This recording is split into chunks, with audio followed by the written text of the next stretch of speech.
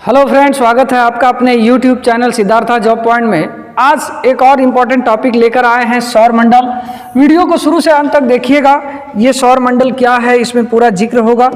और इसके पहले हम वीडियो बनाए हुए थे ब्रह्मांड से, ब्रह्मांड की उत्पत्ति कैसे हुई है, ब्रह्मांड में कौन कौन से पिंड हैं, ब्रह्मांड में आकाशगंगा क्या होता है, मिल्की वे क्या होता है, तारामंडल क्या होता है, उससे संबंधित जीके भी हम बनाकर डाल दिए हैं। आप चाहें तो डिस्क्रिप्शन लिंक में जाकर उस वीडियो को भी देख सकते हैं।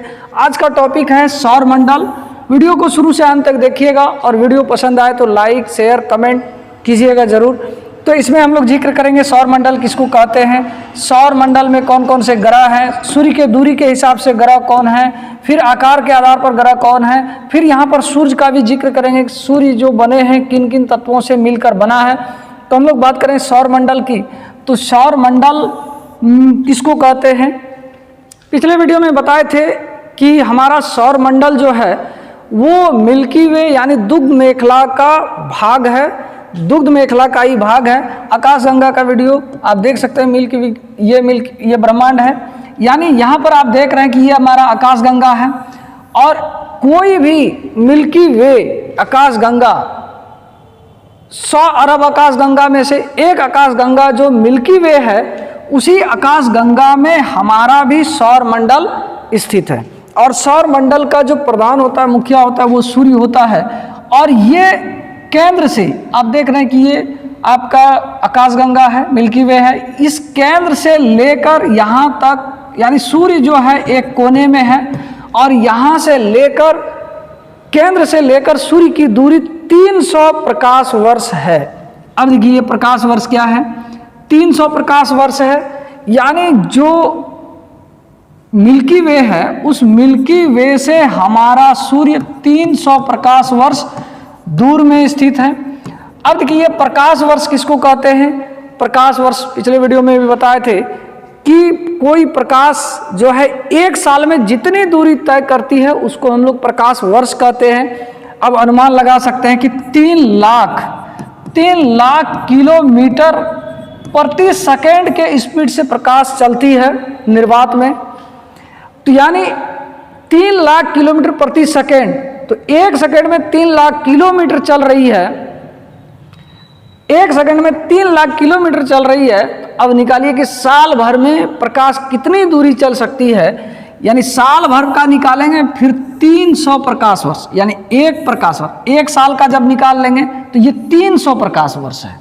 तो 300 प्रकाश वर्ष तो मामूली डिस्टेंस नहीं है। आप देख सकते हैं कि यहाँ पर एक पीक में जो है छोटा सा ये केंद्र है, केंद्र से यहाँ सूर्य है दिख रहा है, लेकिन ये आप कल्पना भी नहीं कर सकते कितनी दूरी पर हमारा सूर्य स्थित है उसी गैलेक्सी में यानी आकाशमंडल में। तो आइए हम लोग देखते हैं सौर मंडल। सौर मंडल का जो मुखिया है ये सूर्य है। आप देख पा रहे हैं सूर्य, और सूर्य में 8 ग्रह हैं। ग्रह कितने हैं? 8 ग्रह हैं। 8 ग्रह उपग्रह, यानी ग्रह जितने हैं उपग्रह हो गया, फिर उल्कापिंड हो गया, क्षुद्र ग्रह हो गया, धूल, गैस, बादल, धूमकेतु, यानी जितने भी चीज हैं, इन सभी चीजों को मिलाकर सौर मंडल का निर्माण होता है। तो सौर मंडल में 8 ग्रह हैं। आप देख रहे हैं कि ये 8 ग्रह है।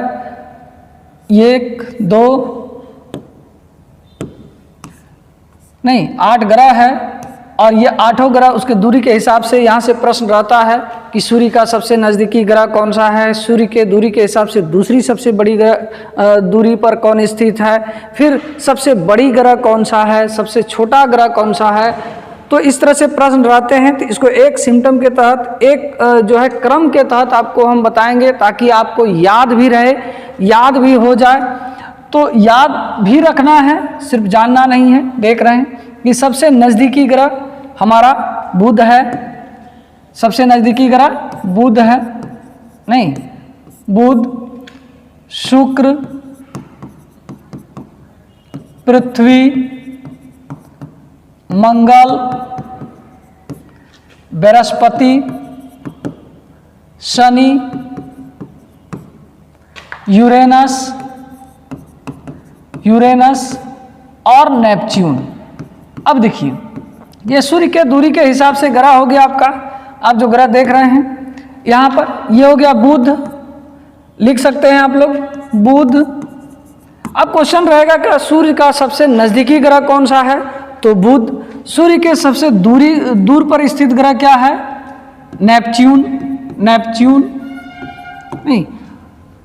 उसके बाद सूर्य के दूरी के हिसाब से दूसरा ग्रह शुक्र, उसके बाद पृथ्वी, उसके बाद मंगल, उसके बाद बृहस्पति, उसके बाद शनि, उसके बाद यूरेनस जिसको अरुण भी कहते हैं, अरुण, नेपच्यून जिसको वरुण कहते हैं।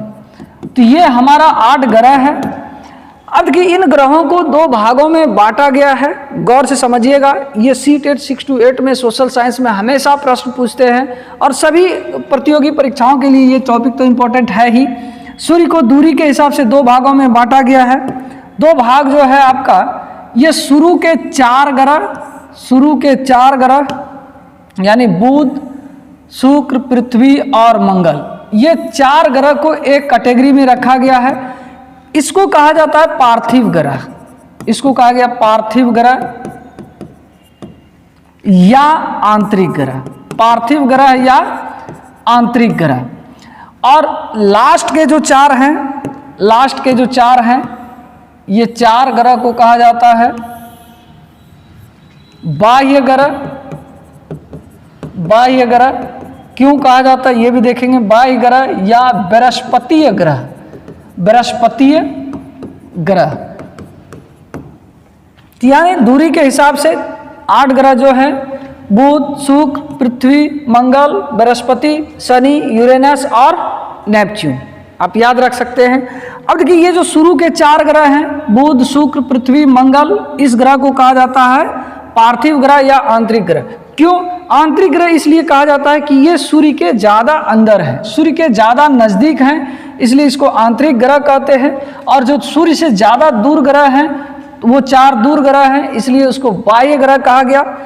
लेकिन इसको पार्थिव ग्रह इसलिए कहा गया कि ये चारों ग्रहों का आकार या जो बने हुए हैं, यानी ये ठोस आकार में हैं। ये चारों जो बने हैं ठोस पदार्थों से बने हैं, ठोस चट्टानों से बने हैं ये चारों पदार्थ, इसलिए ऐसे ग्रह को कहा गया है यानी पार्थिव ग्रह, जो पृथ्वी के समान है, पृथ्वी के समान इसकी संरचनाएं हैं, इस वजह से इसको पार्थिव ग्रह कहा गया। दूसरा है बृहस्पति ग्रह, इसकी रचनाएं जो है ये बृहस्पति के समान है, बृहस्पति के समान इन चारों ग्रहों का, इसलिए इसको बृहस्पति ग्रह कहा गया। सूर्य से ज़्यादा दूर होने के वजह से इसको बाह्य ग्रह कहा गया। और इसकी संरचना जो है ये तरल पदार्थों और गैसों से बना हुआ है, तरल पदार्थों और गैसों से इसका निर्माण हुआ है, तरल पदार्थों और गैसों से निर्माण हुआ। तो इस तरह से यहाँ से प्रश्न रहते हैं, प्रश्न पूछा जाता है कि निम्नलिखित ग्रहों के समूह में से कौन से समूह आंतरिक ग्रह कहलाते हैं या पार्थिव ग्रह कहलाते हैं या नहीं कहलाते हैं। तो इस तरह से प्रश्न इससे रहता है। तो अब सूर्य के दूरी के हिसाब से देखें हम लोग ग्रह, तो इसके अलावा एक एक ग्रह का भी जिक्र करेंगे। पहले सौर मंडल में सूर्य है, सूर्य का हम लोग पूरा डिटेल कर लेंगे। उसके बाद जो जितने भी ग्रह हैं एक एक ग्रह को देखेंगे ताकि इनसे हमको जीके मिल पाए और हम अपना आंसर सही बना पाएँ कंप्लीट। तो ये था सौर मंडल। सौर मंडल का जो प्रधान है मुखिया होता है, सौर मंडल का प्रधान यानी मुखिया सूर्य होता है। तो सूर्य के बारे में हम लोग जान लेते हैं। सूर्य आप देख रहे हैं कि ये सब सूर्य का पिक है, एक तरह से सूर्य, ये आप सूर्य देख पा रहे हैं। सूर्य के बाहरी सतह, सूर्य का जो बाहरी सतह है इसको बाहरी सतह कहा गया है। और ये आपका अंदर वाला भाग को क्रोड कहा जाता है और बाहरी वाले भाग को ये जब आप सूर्य ग्रहण देखेंगे, जब आप सूर्य ग्रहण देखेंगे तो ये जो बाहर में चमकता हुआ दिख रहा है इसको कहा जाता है सूर्यकिरीट, सूर्यकिरीट या कोरोना या सूर्यकिरीट। तो सूर्यकिरीट ये क्या है अलग अलग, ये भी हम लोग देख लेंगे। नहीं तो तो ये सूर्य के बाहरी सतह का तापमान 6000 डिग्री सेल्सियस होता है। ये याद रखिएगा, ये कई बार प्रश्न पूछे जाते हैं कि सूर्य के बाहरी सतहों का तापमान 6000 डिग्री सेल्सियस होता है। और जो क्रोड होता है, क्रोड का तापमान 1.5 × 10⁻7 डिग्री सेल्सियस होता है। इसके अलावे ये जो सूर्य का जो निर्माण हुआ है दो प्रमुख गैसों से, हाइड्रोजन और हीलियम से। हाइड्रोजन इसमें 71%, हीलियम 26.5% और अदर्स 2.5% जो है 2.5% गैसों से मिलकर बना हुआ है। तो ये इसके अंदर यानी पूरे सौर मंडल में ऊर्जा का एकमात्र स्रोत सूर्य है। और सूर्य में जो ऊर्जा प्राप्त होती है, सूर्य में जो ऊर्जा का होता है उसको कहा जाता है संलयन यानी नाभिकीय संलयन। ये प्रश्न भी कई एग्जाम में पूछा गया है कि सूर्य में ऊर्जा का प्रमुख स्रोत क्या है। ऊर्जा का प्रमुख स्रोत नाभिकीय संलयन, नाभिकीय संलयन। अब इस एक होल सन आप देख रहे हैं, तो इसमें आप लोग देख सकते हैं कि ये इस तरह का सूर्य एक गोला है। तो अंदर वाला भाग को कहा जाता है, अंदर वाला भाग को कहा जाता है आपका इनर कोर यानी आंतरिक क्रोड और रेडिएटिव जोन, उसके जस्ट ऊपर वाला भाग होता है रेडिएटिव जोन। और ये होता है कॉन्वेक्टिव जोन, उसके जस्ट ऊपर वाला ये वाला भाग कॉन्वेक्टिव जोन। और ये सब सरफेस फ्लोज, उसके बाद फोटोस्फेयर यानी सूर्य का प्रकाश, ये क्रोमोस्फेयर और फोटोस्फेयर। सबसे जो सूर्य ग्रहण के समय आपको दिखता है वो वाला भाग जो है आपका सूर्य किरीट होता है। सूर्य किरीट से एक्स किरणें निकलती है, एक्स किरणें निकलती है, इसीलिए खुले आंख से सूर्य को नहीं देखना चाहिए। तो इससे संबंधित जीके हम लोग एक बार रिवीजन कर लेते हैं। ये तो आप पीक देखें, तो जीके के तौर पर हम लोग देखते हैं कि सूर्य दो प्रमुख गैसों से बना हुआ, हाइड्रोजन कितना प्रतिशत, 71%, हीलियम 26.5%, फिर अदर गैस इसमें 2.5%, शायद 100% हो गया होगा। एक दूसरी बात कि सूर्य के ऊपरी सतह का तापमान, ऊपरी सतह यानी बाह्य सतह, ऊपरी सतह का तापमान नोट कर लीजिएगा आप लोग, तापमान 6000 डिग्री सेल्सियस। आंतरिक भाग जो है क्रोड यानी क्रोड का भाग, आंतरिक क्रोड का तापमान, आंतरिक क्रोड इसका तापमान 1.5 × 10⁻7 डिग्री सेल्सियस। इसके अलावे कि सूर्य ग्रहण के समय जो भाग दिखाई देता है उसको हम लोग क्या कहते हैं, सूर्य ग्रहण के समय दिखने वाला भाग सूर्य किरीट या कोरोना। ये अभी जो कोरोना वाला बात है, ये कोरोना नहीं समझिएगा, ये अलग वो अलग। तो सूर्य किरीट या कोरोना कहलाता है। इसके अलावे इसमें जो आपका जीके बनता है कि सूर्य में ऊर्जा का प्रमुख स्रोत क्या है, नाभिकीय संलयन, नाभिकीय संलयन, नाभिकीय संलयन। तो इतने टाइप के जीके रहते हैं। इसके अलावे और होता है आपका जो सूर्य का दीप्तिमान सतह को, सूर्य के दीप्तिमान सतह को क्या कहा जाता है, बताइए कमेंट बॉक्स में। सूर्य के दीप्तिमान सतह को क्या कहा जाता है, प्रकाश मंडल, प्रकाश मंडल जिसको फोटोस्फेयर कहते हैं, प्रकाश मंडल। इसी से सूर्य चमकता है, देख सकते हैं यहाँ पर फोटोस्फेयर यानी प्रकाश मंडल, ये प्रकाश मंडल होगा, प्रकाश मंडल। और प्रकाश मंडल यानी सूर्य का दीप्तिमान सतह जो चमकता है उसको कहा जाता है प्रकाश मंडल। इसके अलावा ये सूर्य में एक प्रकार ये आपका वायुमंडल भी है, सूर्य के सतह पर वायुमंडल है और इस वायुमंडल को कहा जाता है वर्णमंडल यानी क्रोमोस्फेयर। क्रोमोस्फेयर यानी ये हवा है, क्रोमोस्फेयर जो देख रहे हैं ये वाला भाग जो है इसके चारों तरफ हवा है, इस हवा वाला भाग को कहा जाता है क्रोमोस्फेयर यानी वर्णमंडल, वर्णमंडल। तो वर्णमंडल यानी सूर्य पर स्थित वायुमंडल को क्या कहा जाता है? वायुमंडल को कहा जाता है क्रोमोस्फेयर, क्रोमोस्फेयर या वर्णमंडल, वर्णमंडल। एक बार और रिवीजन कर लेते हैं। सूर्य दो प्रमुख गैसों से मिलकर बना है, हाइड्रोजन जिसमें 71%, हीलियम 26.5% और अदर गैसें 2.5%। इसके सबसे ऊपरी सतह का तापमान 6000 डिग्री सेल्सियस होता है। आंतरिक भाग को क्रोड कहा जाता है जो केंद्र में है, उसका तापमान 1.5 × 10⁻7 डिग्री सेल्सियस है।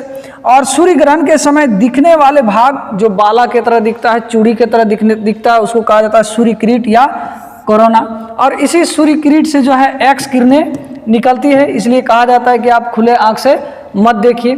इसके अलावा सूर्य में जो ऊर्जा का निर्माण होता है वो नाभिकीय संलयन के द्वारा। सूर्य में वायुमंडल पाया जाता है, उस वायुमंडल को कहा जाता है वर्णमंडल या क्रोमोस्फेयर। दीप्तिमान सतह जो चमकता हुआ भाग है सूर्य का, उसको कहा जाता है प्रकाश मंडल। और इसके अलावे अब इसमें काले काले धब्बे मिलेंगे, इसको कहा जाता है सूर्य कलंक। आप देख रहे हैं ये वाला भाग, सूर्य में काले काले धब्बे होते हैं और इस काले धब्बे को कहा जाता है सूर्य कलंक। सूर्य कलंक, सूर्य कलंक यहाँ पर भी है, कई काले काले धब्बे मिलते हैं जिसको कहा जाता है सूर्य कलंक। तो कमेंट बॉक्स में जरूर बताइएगा सूर्य कलंक का तापमान कितना होता है, सूर्य कलंक का तापमान कितना होता है। तो ये था आज का संबंधित वीडियो जो सूर्य से था। अब एक सौर मंडल का एक फुल जी के अगले वीडियो में आपको बना कर देंगे, सूर्य के दूरी के हिसाब से, फिर अलग अलग ग्रहों में क्या फीचर्स हैं, क्या विशेषताएं हैं, किस ग्रह को क्या कहा जाता है। तो वीडियो को शुरू से अंत तक देखने के लिए बहुत बहुत धन्यवाद। मिलते हैं अगले वीडियो में, तब तक के लिए जय हिंद।